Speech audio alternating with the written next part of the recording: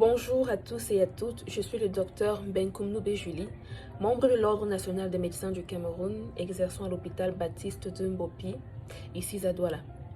Dans ma vidéo précédente, je vous parlais des céphalées, notamment des céphalées primaires et des céphalées secondaires et de comment faire la distinction entre les deux.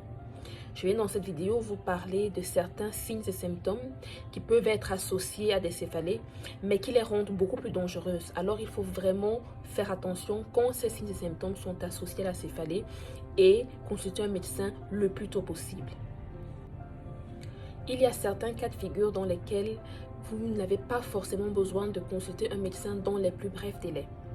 Si vous observez que ces maux de tête, vous les avez de manière récurrente depuis plusieurs années, peut-être qu'elles ont commencé quand vous aviez 15 ans, 16 ans, mais aujourd'hui vous avez 22, 23, 24 ans.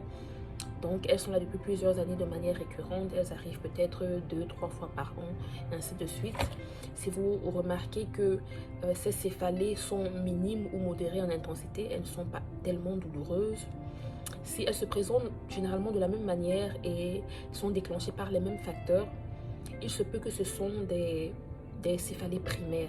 Et dans ce cas, vous n'êtes pas forcément obligé d'aller à l'hôpital à l'immédiat. Vous pouvez peut-être prendre des calmants à la maison et observer, voir si ça va passer. Mais il y a des cas de figure où il faut vraiment s'empresser d'aller à l'hôpital parce que ça peut vraiment être une urgence médicale. Alors, quand faut-il s'inquiéter d'une céphalée ou alors quand faut-il s'inquiéter de certains maux de tête qu'on ressent? Généralement, si vous avez des maux de tête associés à de la fièvre, ça peut être un syndrome infectieux, que ce soit le palu, que ce soit une méningite, que ce soit une infection urinaire.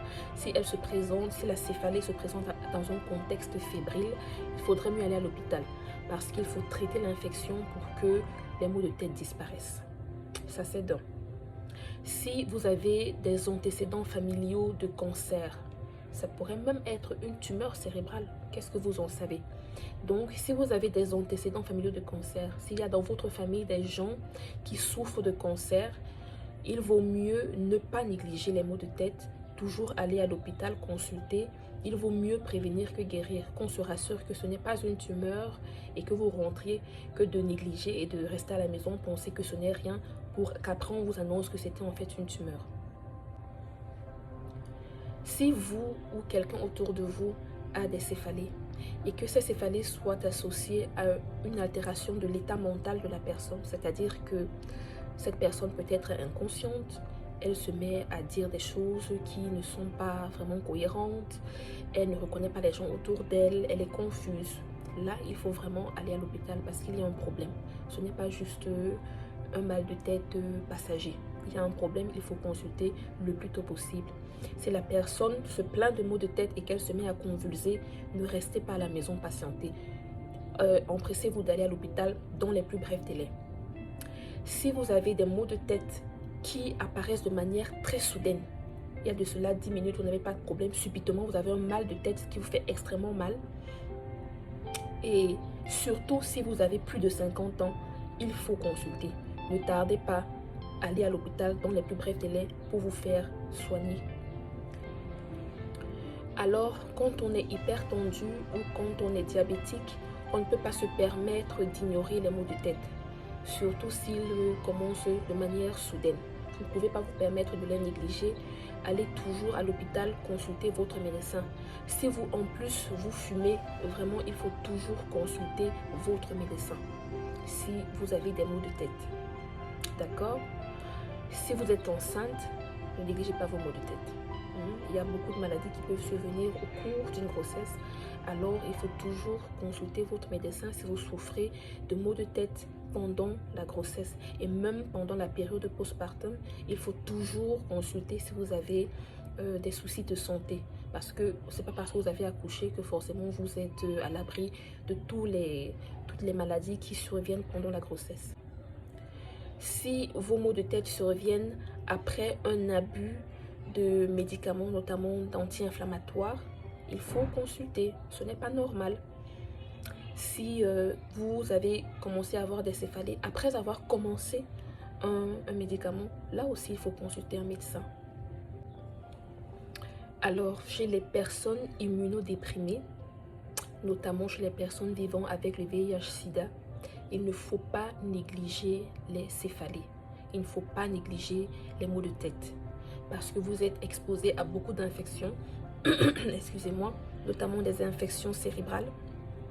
Donc, il faut toujours consulter son médecin dans ce cas de figure. Encore, si vous êtes en train de développer des maux de tête, ils peuvent apparaître de manière soudaine ou pas, et que ces maux de tête sont associés à une hémiparésie, c'est-à-dire qu'il y a une partie de votre corps qui devient paralysée.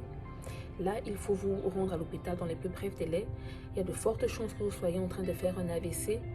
Donc, vous vous empressez, vous arrêtez de faire tout ce que vous faites, vous vous empressez d'aller à l'hôpital. Bien sûr, vous n'êtes pas en train de conduire, mais vous demandez à quelqu'un de vous conduire à l'hôpital dans les plus brefs délais.